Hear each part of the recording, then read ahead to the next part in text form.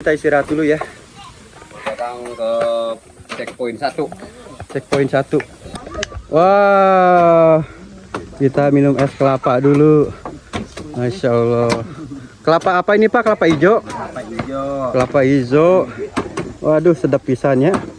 Kelapa hijau. Bapak tos musim durena can ayeuna? Belum, Pak. Belum. Belum. Musim durena irahat.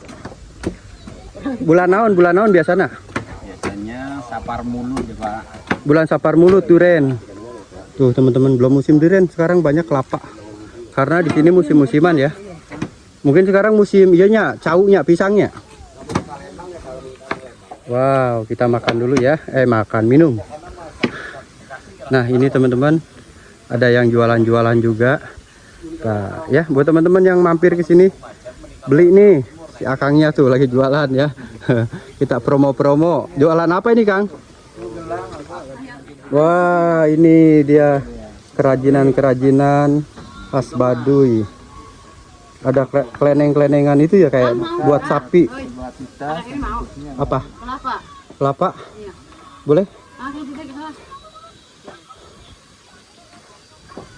Air itu nggak ada ya?